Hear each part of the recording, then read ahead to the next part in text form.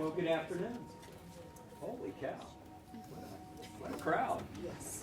My name is Ken Rice, and with Jeff Ashby in the back, we co-direct the Center for the Study of Stress, Trauma, and Resilience. And we are just delighted to have you here today as part of our speaker series. We are also sorry that we didn't bring more food. It's Jeff's fault. Somebody to blame. Before we get started, I wanted to, speaking of food, give a shout out to our department that ordinarily provides enough food for these presentations, but this time did not. But I'll still say thank you to them for providing what they did. Also a shout out to our college public relations folks like Claire and Angela for getting the word out on this presentation, and CETL for coming in and doing the video recording today. So I'm delighted today to introduce to you Dr. Stephanie Evans. She is professor and director of the Institute for Women's, Gender, and Sexuality Studies at GSU, just down the road from us. Before coming here, she was a faculty member and had administrative appointments at Clark Atlanta University and at the University of Florida.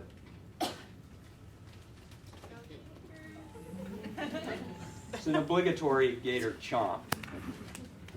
Sometimes so. It's Georgia. We're outnumbered. She has her doctorate in African American Studies from UMass at Amherst, where she also received a certificate in Feminist Studies. Her dissertation is, if I can remember the title, something like Living Legacies, Black Women, Educational Philosophies, and Community Service, 1865 to 1965. Oh, I So can't remember that the was title. my That's reaction. fantastic. Wow. Very cool. Oh, I was reacting to the years, but I guess I can react to having remembered the name of the So around 8 books, and 3 of them single-authored texts and numerous publications later, you really do get the sense that for some time now she has been immersed in the topics, at least some of the topics that you'll talk with us today about. So we're just thrilled that we have such an expert. The other reason that I'm thrilled is that we are on the eve of African American History Month, and it seems hard for me to imagine that we could have a better speaker. It's right on the verge of African American History Month, so that's very cool. She has an integrative scholarship history. It blends some really cool things like history and healing. She has a relatively recent book on Black women's mental health that I would recommend. And if you are struggling with how to get hold of this book, she's showing it here. It's also available as a PDF in our GSU library, so it's really easy. It's a few points and clicks, and you're there. And I would recommend that you read it. Gosh, I think with that, please join me in welcoming Dr. Evans. Thank you, Dr. Rice and Dr. Ashby, for the opportunity to, as you all say here, get the word out about stress and stress management. I am so pleased that so many of you are here. I would like to think it's because of the interest in the talk, but I also am aware that we are all operating on multiple levels of stress, right? And so I am so excited to share with you what I have to share with you. You're not going to believe some of this stuff. So the main message, the takeaway message, is the hashtag historical wellness. African American women have a history of wellness. That is the total takeaway message. Here you'll see a picture of Rosa Parks practicing yoga at a public event. Now, before this picture, this flyer, or in the last recent months, how many of you knew Rosa Parks practiced yoga? Okay, a couple of people. I was in a room in December 2018, right, December 2018, of Black women historians. This was the 40th anniversary of the Association of Black Women Historians, and it was the same number, 1 or 2. When I posted this research and the Library of Congress picture that I found, right, to substantiate some of the textual evidence that I had found of Rosa Parks doing yoga, in the yoga community, there was very little knowledge. So this is something that was soothing for me, because the origins of this work is my own rising stress and how yoga personally helped me. Initially, as I'll explain, this was a much larger project, but there was something that clicked when I saw this picture, in the same way that when I realized Harriet Tubman lived into her 90s, that there was something there. Rosa Parks lived to 92. We have her frozen in history in 1955 in the bus boycott. But there was something there. Her niece writes, Auntie Rosa had interests that not too many people knew about. Her receptiveness always left me pleasantly surprised. This was especially true when she decided to join us at yoga classes. She really enjoyed it. Most people could never picture the mother of the civil rights movement doing upward-facing dog or any of those other poses. But the older Auntie Rosa got, the more it seemed that she evolved. Well into her senior years, she has only recently begun practicing yoga. Splendid silver hair gives her away as the oldest student in most of the classes she occasionally attends with family. But she doesn't care. She's reached a point when she considers herself a student of life. Her level of growth isn't tied to her age. She likes it that way. Eventually, she learns the movements and yogic principles well enough to practice alone in her home. She'll answer the door wearing yoga pants. I love that visual. The exercise helps her clear her mind. The stretches keep her body limber. In her space on the floor, she takes sanctuary, be it at a studio under the voice of an instructor or in the sunlight of her living room. Inner peace and clarity have always been important to her. Poses like lotus or warrior or upward-facing dog weren't common where she came from. Now she knows them. She hasn't lived in India, but she respects its ancient traditions. She isn't Buddhist, though she is definitely enlightened. She is my Auntie Rosa. And so my work with intellectual memoir, right, intellectual history and memoir as history, drew me toward these narratives. But it was when I found this picture that, again, something snapped in me that said, oh, there's something here. So the origins of this research is Black Women's Intellectual History, which was my first book in 2007. This is the Black Women's Ideas, and I wrote a haiku about my work. Black women's ideas help solve global problems. At least they solved mine, right? So the ideas of Black women that I was looking at with women like Anna Julia Cooper. How many of you have heard of Anna Julia Cooper? Okay, a couple. How many of you have heard of W.E.B. Du Bois? And that's why I do Black Women's Intellectual History. Anna Cooper was a contemporary of Du Bois. She lived to be 105 and a half. She was born enslaved in Raleigh, North Carolina. She wrote her dissertation in French. She defended her dissertation in French and was the first Black woman to graduate from the Sorbonne in Paris.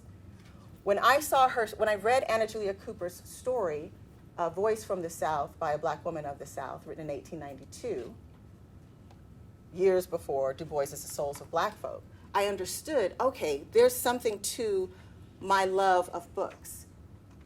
Years later, I'm now studying her as a centenarian to better understand how she lived to be 105 and a half and died in her house in her sleep. So it's still the continuity of ideas, I'm just shifting it. So the what is Black women's yoga history? The so what is chronic traumatic stress and historical wellness. When I started being interested in mental health, I reached out to a colleague of mine, Kanika Bell, who is a psychology professor, and she has a private practice.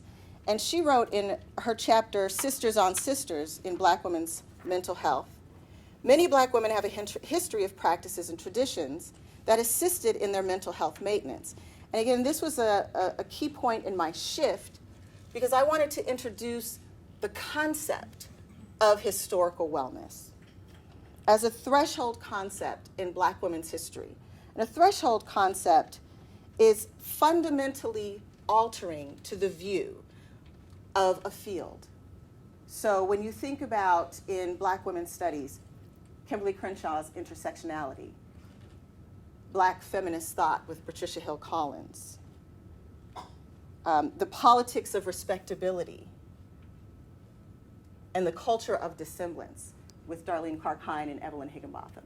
Historical wellness is a concept to give us balance in the way that we view Black women's history.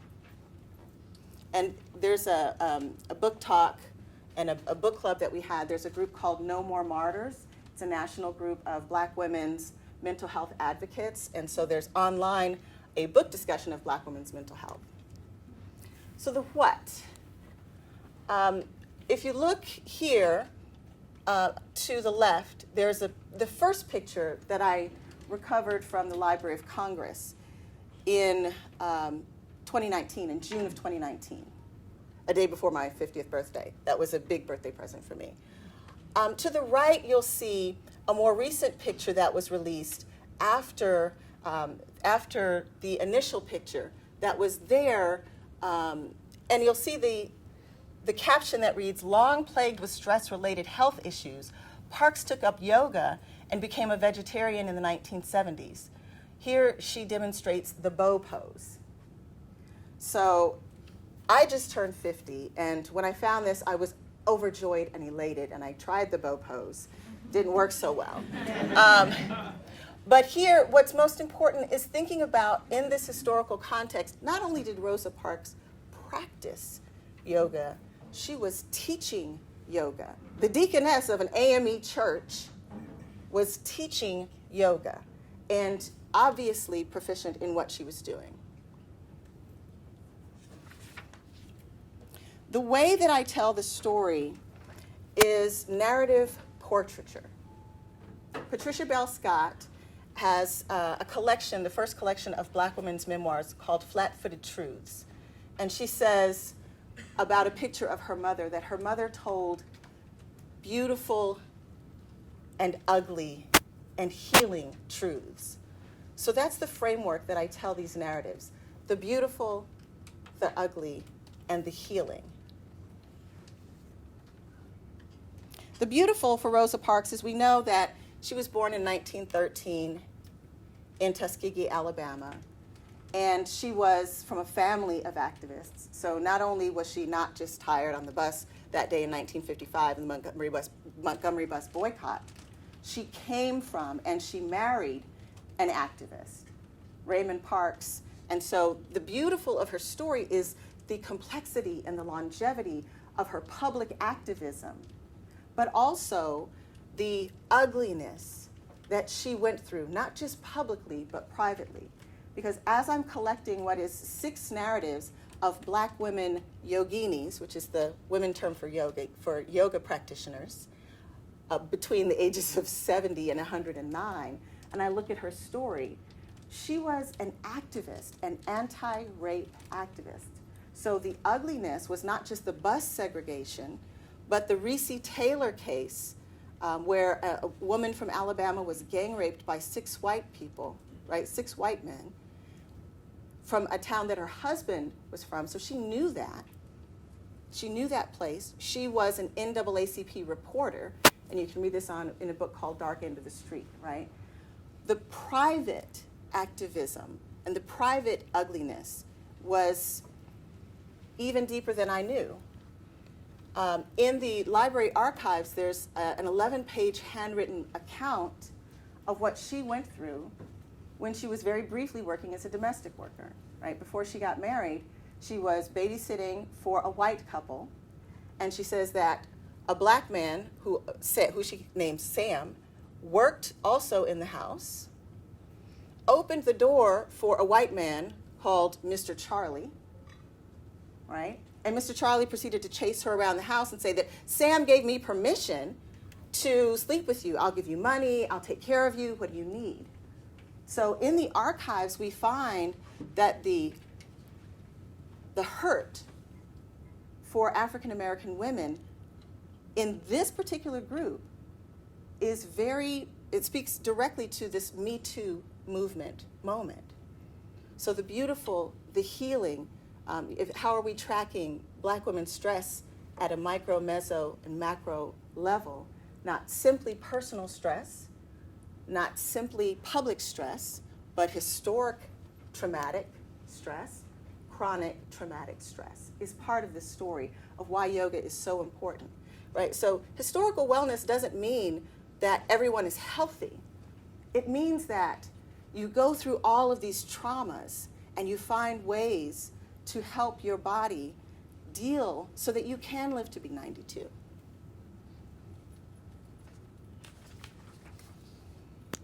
Okay, this one's just for the grad students and undergrads, right, who are on their way to graduate school.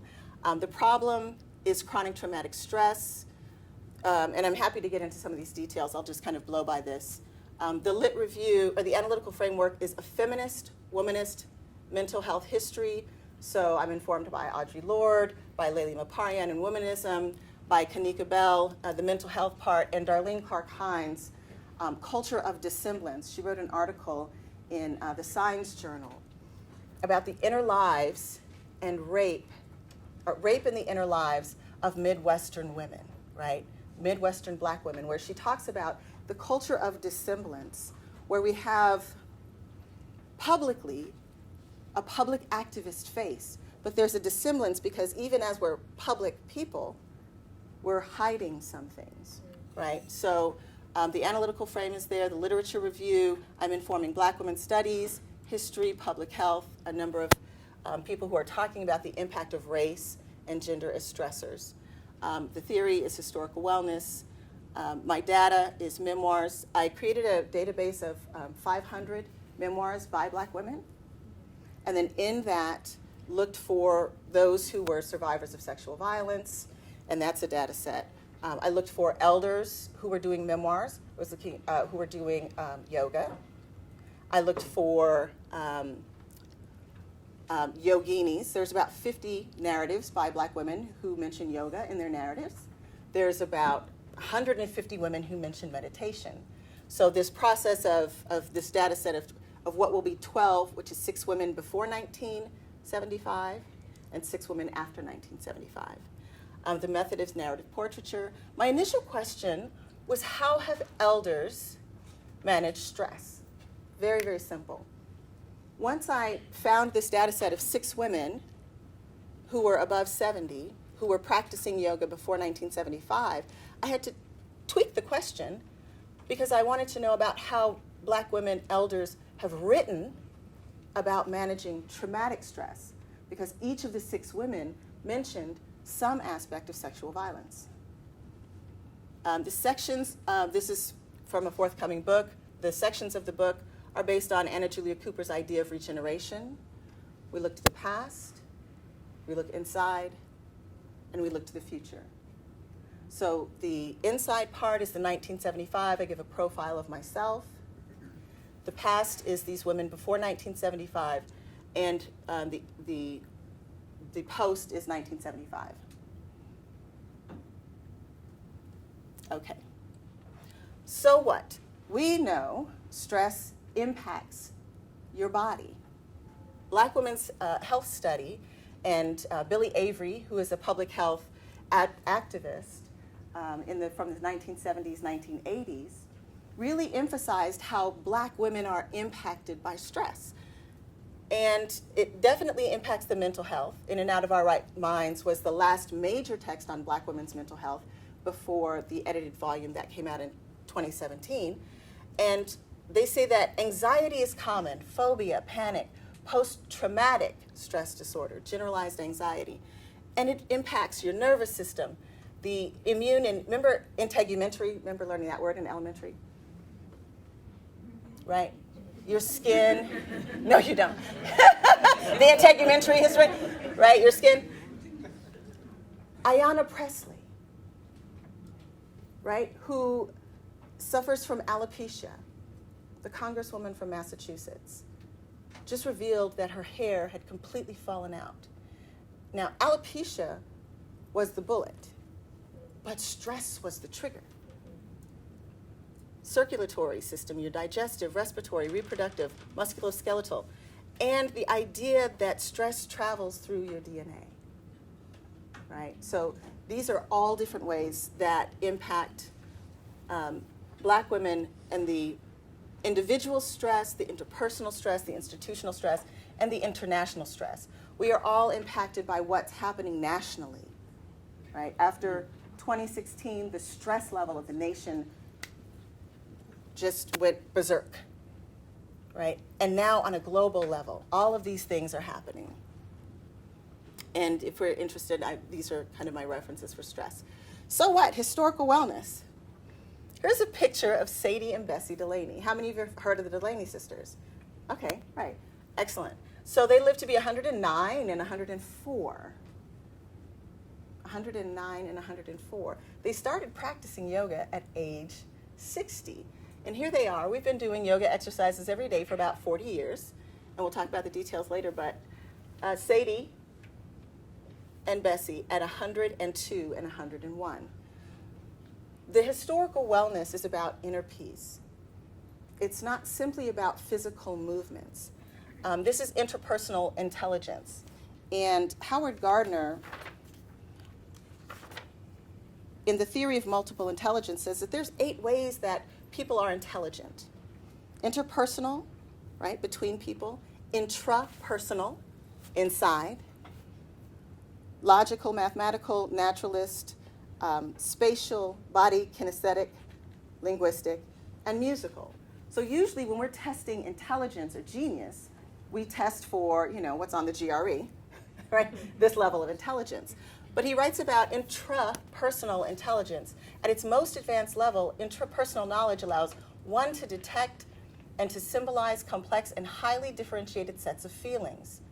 One finds this form of intelligence developed in a novelist like Proust, who can write introspectively about feelings, in the patient or therapist who comes to attain a deep knowledge of his own feeling life, and in the wise elder who draws upon his or her own wealth of inner experiences in order to advise members of this community.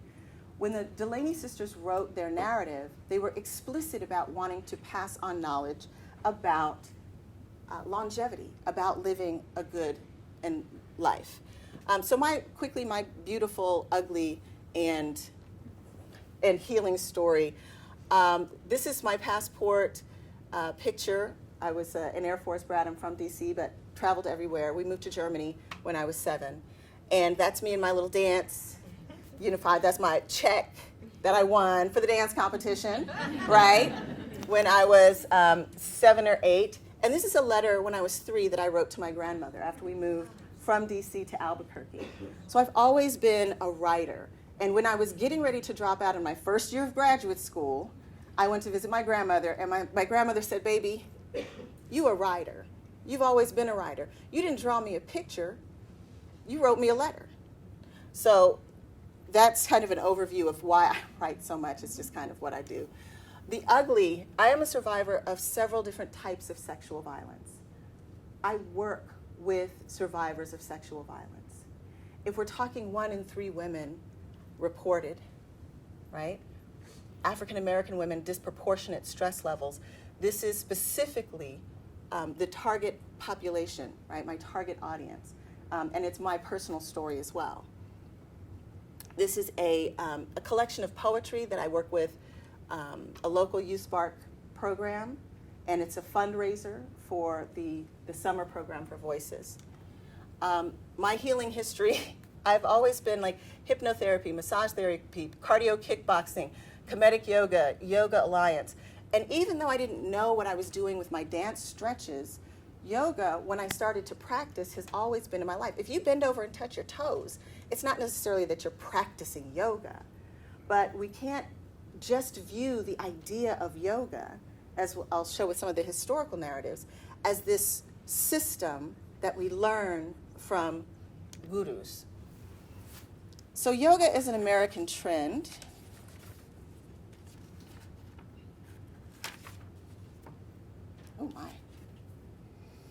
has a long history, beginning in 1893 with Swami Vivekananda coming to America for the first time. So between 1893 and 2008, when the International Journal of Yoga was founded, there was this kind of different interaction and a co-optation of what is traditionally known as Indian yoga. Jnana yoga, bhakti yoga, karma yoga are the yoga of knowledge, devotion, and self-service, which is the traditional Indian first century BCE like system of yoga, right? So the idea of yoga is on Sanskrit philosophy, and it's a system of thinking. What we know in America as yoga, which is, I think, most detailed, covered in the subtle body, is asana, right? The asanas, the bending over and touching your toes, the different types of poses. But that's just one subtype of yoga. There's yama, the principles, niyama, the personal disciplines, the asana, which are the postures, the pranayama, which is the breathing, pratyahara, a withdrawal of the senses, right? Not being immersed in your senses. Dharana, concentration on an object, right? Dhyana, meditation, and samadhi, which is, and all of these are kind of interpreted in multiple ways. But to give you a sense that when we see American yoga and we see yoga poses in the Yoga Journal that was founded in 1975, which is the key turning point that I'm using for before and after, right? It is only a very small part of the vast tradition of yoga, obviously, which I'm still learning and immersing myself in. But there's also a long history of yoga in the Black community. So here in 1960, Ebony Magazine did a feature of a student practicing yoga. Wesley Washington from Ohio, who traveled to India to learn yoga. And this picture in 1975, there was also an Ebony feature that pictured Earth, Wind, and Fire, Smokey Robinson, Herbie Hancock, the Dodgers baseball player Willie Davis, Martha Reeves, and actress Madge St. Clair. Anybody, Madge St. Clair, Coming to America, the mother, right? So this is Madge St. Clair right here. Is there a pointer on this? Yeah, this is Madge St. Clair right there, right? So in the 60s and the 70s, as yoga was becoming a thing in America, it was also certainly becoming a thing in the African American community, right? The 1971 was the first reference that I found, the archival reference that I found in the Howard University Hilltop student newspaper. And there's at least 7 or 8 of those in the 1970s and 80s. So the women that I found using the criteria, the African American women who've published a life story or memoir before 1975 who mention yoga or at least meditation are 6. Harriet Jacobs, the Delaney sisters, Eartha Kitt, Rosa Parks, Jan Willis, and Tina Turner. Those are the women who I've begun to study and see, before I was looking at meditation, yoga, prayer, and exercise. Oh, and music, right? These are the stress management strategies that are popular now. But when as I said, when I got to that yoga picture that Rosa Parks was practicing, I really narrowed it down. This gave me this data set. So a brief introduction to these women. Harriet Jacobs was born enslaved in North Carolina in 1813. And she wrote about her experiences, incidents in a life of a slave girl, 1861, under a pseudonym of Linda Brent. She was 48. She escaped from enslavement because her master was sexually harassing her starting from the age of 12. So strategically, she chose a lover who was a lawyer next door and had 2 children. The reason why she ran away was because her owner had threatened, because she wouldn't give in to his sexual advances, to sell her children. And she said, okay, I'm not going to do that. She hid in an attic for 7 years. Her uncle had built a 9-foot by 7-foot by 3-foot crawl space in her grandmother's attic. So she escaped, hid in the swamp and a couple of different houses, and then moved into this crawl space where she stayed for 7 years. And there she talked about, and Jean Fagan Yellen spent 20 years excavating the story behind Harriet Jacobs. And she wrote about the desired basic health while confined in her cramped hiding space for 7 years. Yellen recounts that during the winters, when Jacobs was still from the cold and frostbitten, she longed to draw a plentiful draught of fresh air to stretch her cramped limbs. This drew my attention because Harriet Jacobs mentioned meditation at least 3 times in her own narrative. And there's a larger population of people who were literate than we know. And it was not completely unheard of for someone to be taught to read and write, right? So Harriet Jacobs was able to read and write from the time that she was 6. And she wrote, again and again, I traversed those dreary 12 miles to and from the town all the way. So she was separated from her children, and the trek was 6 miles each way, right? She meditated upon the means of escape for me and my children. My friends had every effort and ingenuity that would devise to effect our purchase, but her owner refused to sell her. She also was meeting her daughter for the first time before she escaped from the ship, right? After 7 years in the attic, her mother began to develop dementia. And they said, you have to actually leave.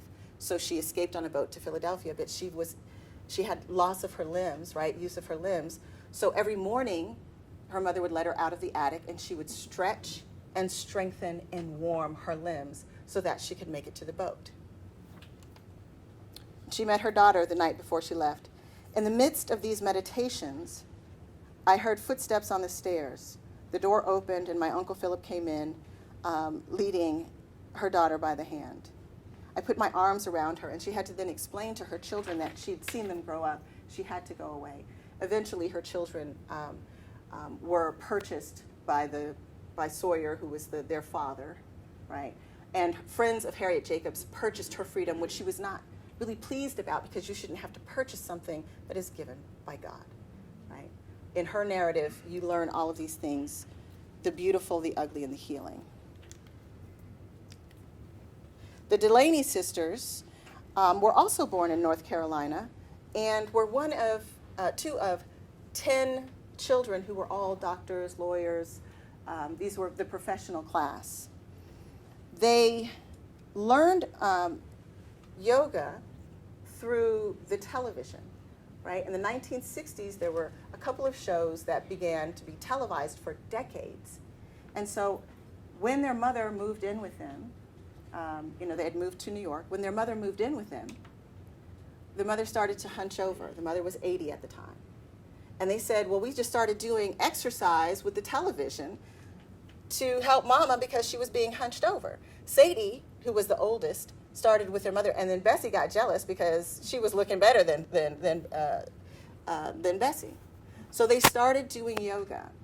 But reading this narrative, you see about the stressors that these two experienced. Sadie was a teacher. Bessie was a dentist. They both went to Columbia University.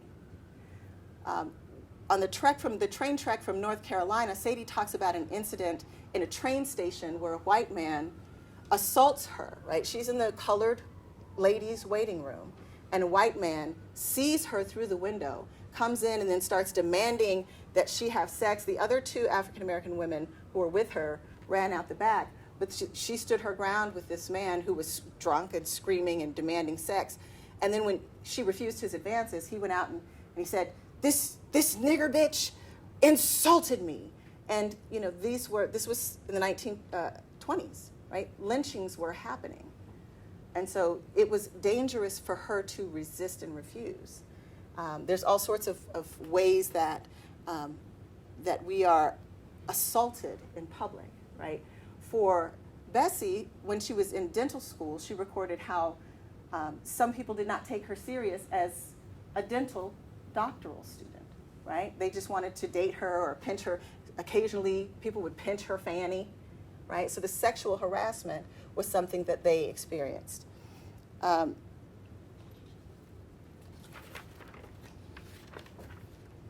Kitt. Eartha Kitt was born in North South Carolina and died at the age of 81. We know her as a personality, but she wrote 4 memoirs. Thursday's Child in 1956 at the age of 31, Alone with Me, a new autobiography in 1976, I'm Still Here, Confessions of a Sex Kitten in 1991, and Rejuvenate, It's Never Too Late in 2001 at the age of 74. So Eartha Kitt entered New York City to visit, to live with her aunt after she was in danger of not surviving her childhood in South Carolina.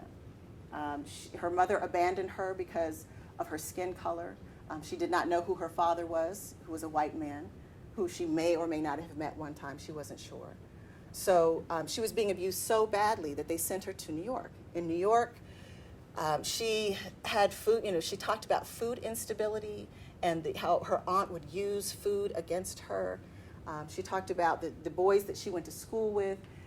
The idea of re-victimization is really explicit in her story, that a taxi driver, a blind date, someone she was just met in one of the boarding houses, right? The recurrence of violence. So it wasn't just one time. And how important it is then that we see her as a sexual being. Eartha Kitt, who was Catwoman on Batman, was very explicitly sexual. And how much, if we look at Audre Lorde's ideas of reclaiming one's sexuality despite victimization, how much that is a part of the narrative as well.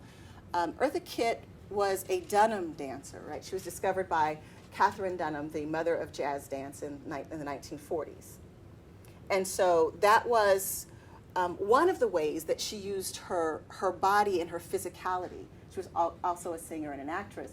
But she did not explicitly mention yoga in her work, right? But she did mention meditation in several ways. Some who know me only from afar may think that the body has always been my first priority. Au contraire. I love the brain no less than I love the body, perhaps more, if truth be told. When the two are functioning well in concert, there is nothing in the world more exciting. So I strive to make my body love my mind and my mind love my body, keeping the spirit vigorous as a consequence. She talks about her bronchial problems, a legacy of the terrible case of whooping cough when she moved to New York. But she talks about her, the last book, Rejuvenate, is really a book of recommendations, like how to work out.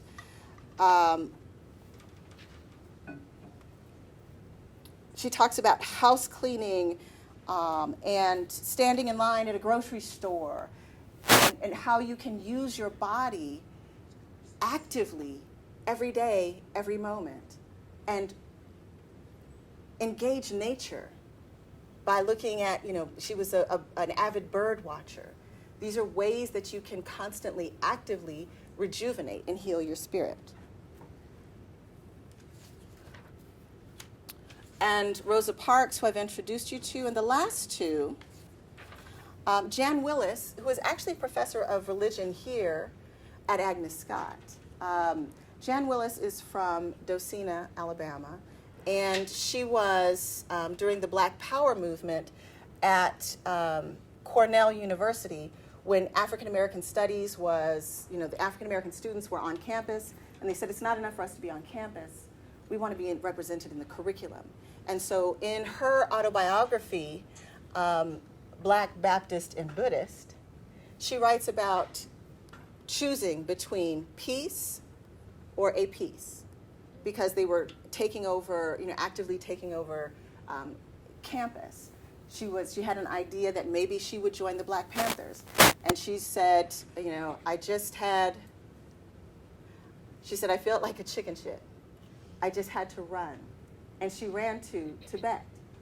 And she became trained as a religious studies professor. She earned her PhD from Cornell as well, or from Columbia.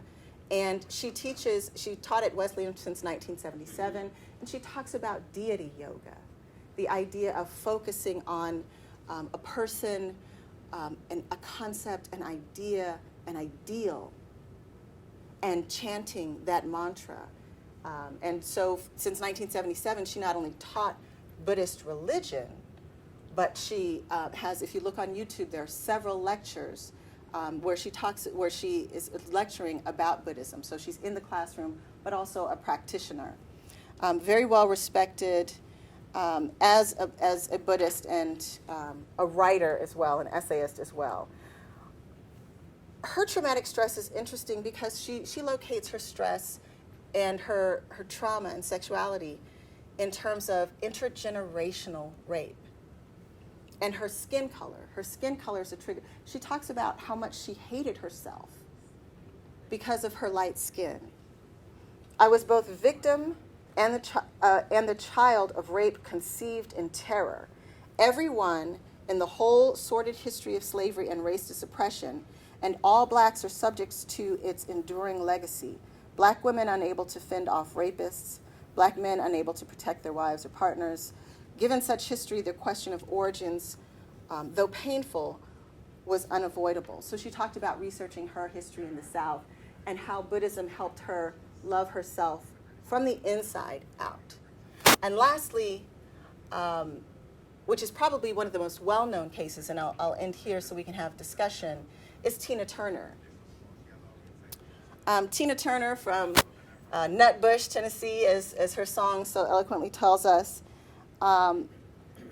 was also, like Eartha Kitt, abandoned by her mother, but abandoned by her mother and her father. When she finally reconciled with her mother in St. Louis in 1960, she met Ike Turner. They were in a relationship for 16 years that was incredibly and publicly abusive, right? A survivor of domestic violence. But she found Buddhism, and chanting in particular. And she talks about the impact of chanting on her inner spirit and the impact that chanting had on Ike Turner and the vibrations that she was sending out. A friend of hers gave her a book, and they started to chant. And she said, when she set up her temple and she had nowhere else to go and no one was going to save her, she started to chant. And she said, chanting always makes me feel better. When I embraced Buddhism, I realized that I alone was responsible for my life and what I wanted to be. If I had any doubts about the power of Buddhism, they evaporated the moment Ike reacted so negatively to my chanting.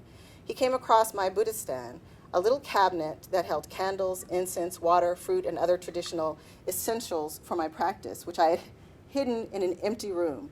"Get that motherfucker out my house," he ordered. Profanity aside, I could tell it made him uneasy to think that I had a secret life, a mysterious one at that. So very publicly, Tina Turner not only escaped her marriage, but escaped the United States. She married Erwin Bach, a businessman and music producer. And they were together 27 years before she was married. I'm sorry, before they were married, right? And he's 16 years junior. It's all over Oprah and all of that. And she talks about the importance of telling her story, not just of the domestic violence, but of the Buddhism. And she closes her new book. She wrote 2 memoirs. right? I, Tina, and then My Love Story, which was just released in 2018. And, you know, she talks about her health issues, the many surgeries, her kidney implant that her husband, Irwin, you know, gave to her. But in the end, just as everything is, you know, kind of coming full circle, she has a new Broadway play about her life and all of that, her son committed suicide, right? So that's the epilogue to the book. And in the end, this research that I'm just beginning to uncover, I've been doing it 7 years, but it's really feeding my spirit because it's helping me understand, you know, and the recent loss of such a major figure as Kobe Bryant, you know, at 41, we're not guaranteed tomorrow. But if we live to be 105 and a half, like Anna Julia Cooper, what should that look like? And so I'll end by playing a song that you may not have heard of Tina Turner's, and then we can get to the discussion.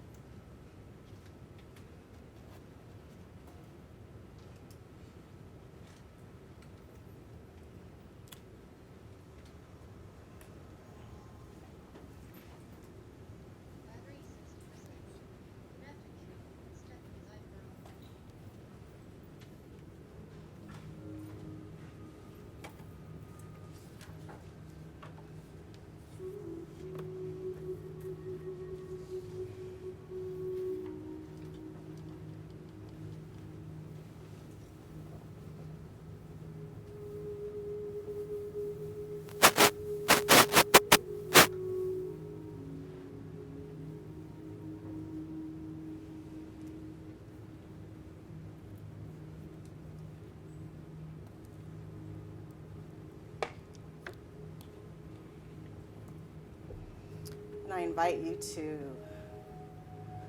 roll back your shoulders, take full advantage of this, put everything down. There are no notes to take for this part.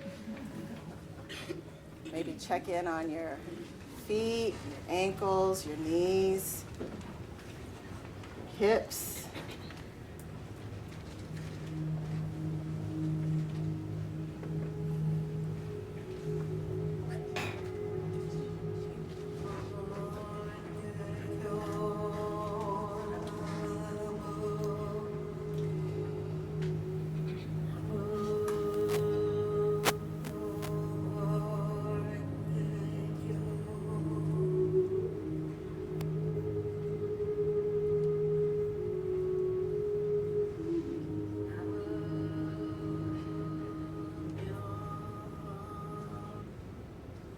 This is called Sound of Mystic Law.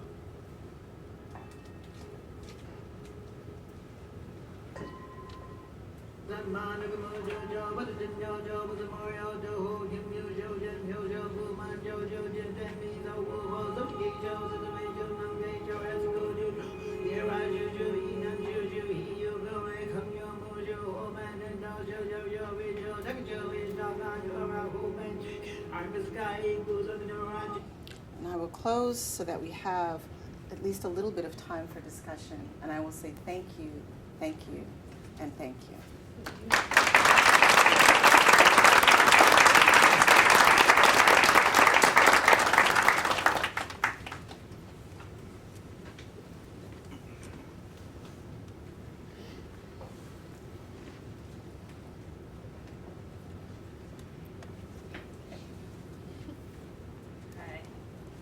I have a question. With your book, I think in the beginning you said you had 12 cases that you're looking at, and today you showed us 6. Is that correct? Yes. Okay. For the cases that you're looking at, one thing that came to mind with me just looking at the images is the relationship between, I guess, colorism or color, and the experiences of sexual trauma and utilizing these methods to deal with sexual trauma. Did you find any relation between that, or have you explored that aspect? And I say of most of them, right? Because I know some of them are not light skinned, but some of them are. And the ones that you gave the history of and this idea, not only that, what I was also thinking was this the stereotype of Jezebel, because you gave an account of a number of people being approached by white men and that stereotype of the Jezebel and the impact with colorism and all that. Well, it's definitely there. You definitely see it in Eartha Kitt, who in several interviews talked about the pain of her mother choosing her man over the daughter when she's like, he said, "Get that yellow gal out of my house." Right, that stayed with her. Jan Willis specifically talks about, and she was invited today but was unable to attend, but I have had direct contact with her. That is definitely there. But then you have Tina Turner, who was in a relationship with a black male. So there's no constants. The other 6, by the way, are listed here. The criteria that I used for the second 6 was based on, after 1975, was based on the first 6 for 1975, right? So Patrice Games, Pam Grier, Deborah Santana, Jennifer Lewis, Queen Latifah, and Aisha Shahida Simmons are between 50 and 70 who mention, because by after 1975, you get a lot more, there's, like I said, 50 narratives. And so the colorism aspect is definitely there in some, but that's not a cause. The traumatic stress, the recurrence of some sort of abuse is there.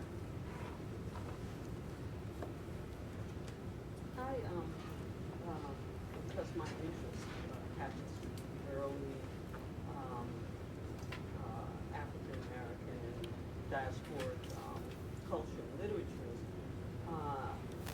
Was struck by your connection to these earlier figures like Anna June Cooper, Harriet Jacobs, and I thought also especially of Sojourner Truth, who, in her memoirs recounted vividly, great description about her meditative, Yes.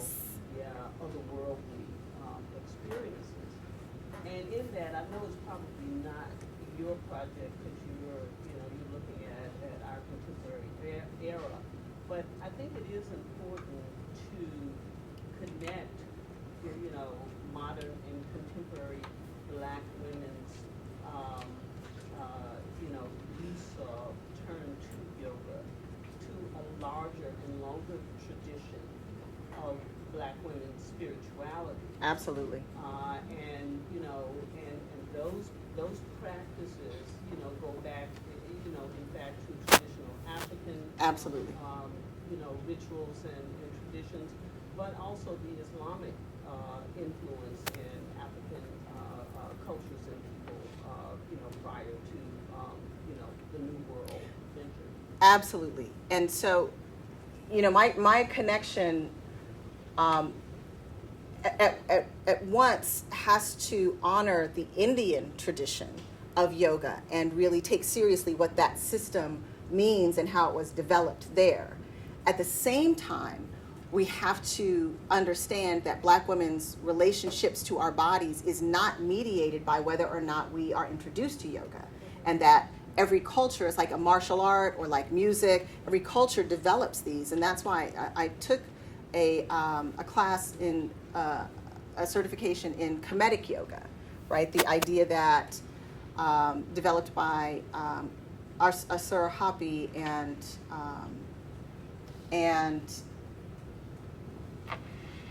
in Chicago in the 1970s, that said, let's look at the Egyptian temples. And, it's not as simple as saying, well, it's the Hoteps and everything, whatever you say is going to say, well, Black people invented it first. But it is to go back and look seriously at that history of what we see as the plow position, what we see as the wheel position represented in actual historic sites. And then to go back to your point with Makeda, the Queen of Sheba, who was bowing to the sun in her ritual every morning, right? And all of, so I rooted in an African sense of a relationship to our body, at the same time recognizing that it's not simply that this is African, that there are African American women who studied yoga. And to the larger point of spirituality, initially I started off with the 2017 APA survey of how do people manage stress, right? Listening to music, exercise or walking, praying, meditation or yoga. And that was clearly becoming far too large of a project. And that's how, when I saw the yoga picture, I focused in on meditation and or yoga. But the spirituality piece is there.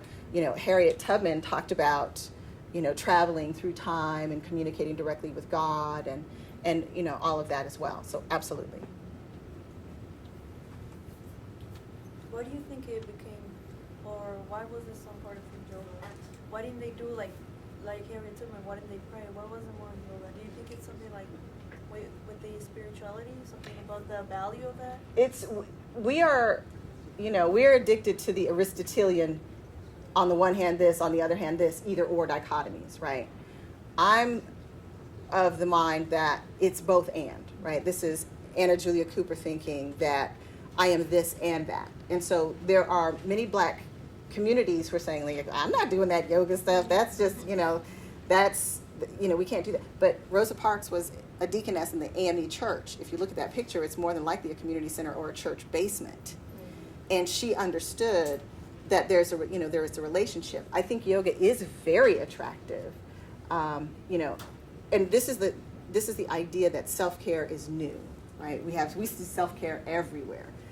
This is historical, and there is something because I would connect it to my own experience by saying I was doing yoga as dance stretches. So Africa, if you look at African mental health and some of the comments about what type of mental health African people are responsive to, right? After tragedies like, Rwanda. Sitting down in a quiet room and talk therapy is not necessarily as effective as dance therapy, as this is what we do when this is how we heal, is singing and music. And so that physicality of the mind, body, and spirit, right? That's what universally is represented, the relationship of the mind and the body and the spirit. Yoga as a system has developed that. So it's kind of like, if you have multiple deities in your culture and then you're colonized, then you like Catholicism. Oh, well, that's, yes, these are our gods. Or the idea that Greek gods and the pantheon is new. Well, not if you look at some of the older, Egyptian pantheons, right, and how we relate to that. So I don't think it's as simple as saying either it's this or it's that. The attractiveness of yoga as a system is that it's integrative. Just a comment, but I also think it's telling as well that you're using memoirs to document wellness, right? Because writing a memoir is one aspect of relieving stress, telling your story, documenting wellness, taking control over your own narrative. And I think that's really interesting that you're utilizing the memoirs, and that's one aspect of it as well. It is, but Harriet Jacobs wrote about how difficult it was to write her story, because then, she had a sense of shame. She was shame-faced, right? That it's not just that she was raped. She wasn't raped. She chose a lover, and that fed into the idea of Jezebel and being lascivious and, that she seduced and that whole... So she understood the politics of claiming her own sexuality and writing that. And she was in the attic for 7 years, but it took her 7 years to write that memoir as well. And that was one of the barriers. So this has been a process. This has been a process.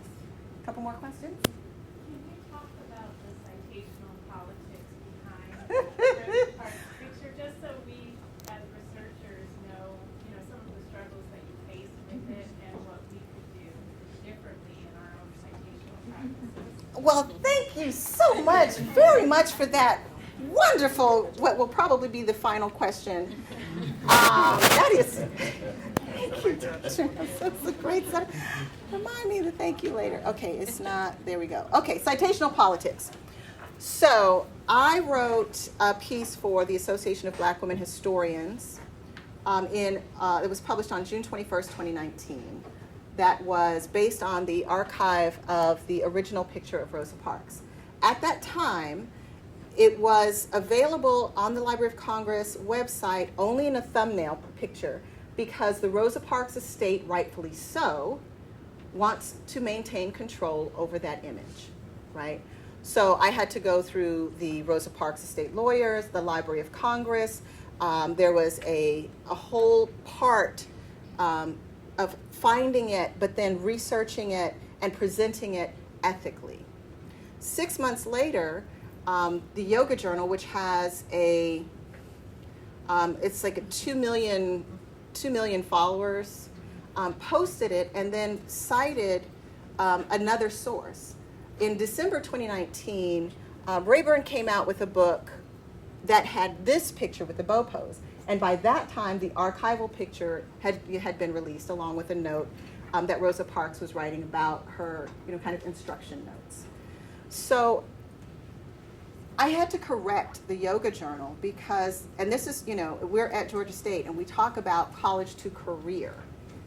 And if you are a researcher, you have to be an ethical researcher. And you see that every single picture that I had up there had a citation, right? That this is where this picture is from. Once it was out in the ether, you can't control these internets. I understand that, right? But as a journal, professionals have a responsibility to cite where they get their work. And it wasn't from another blog post. It was the intellectual labor of my work. So I put out an op-ed piece on the Association of Black Women Historians blog that is called Yoga Journal Tried It, right?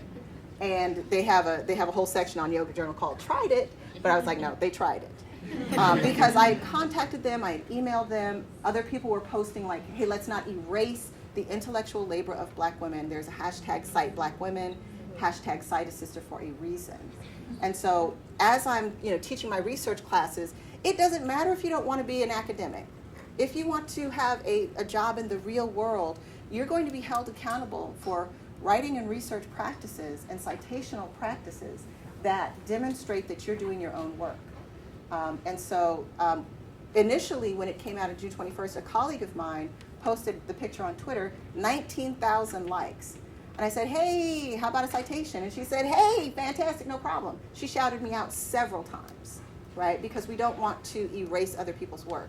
So, thank you very much for that question, because if you use hashtag historical wellness, which is not a hashtag I created, by the way, there was one usage before me, but in the past 2 years, and I was writing about historical wellness, I just hadn't used the hashtag. But make sure that you're citing where you get this information from and be careful about how you share things.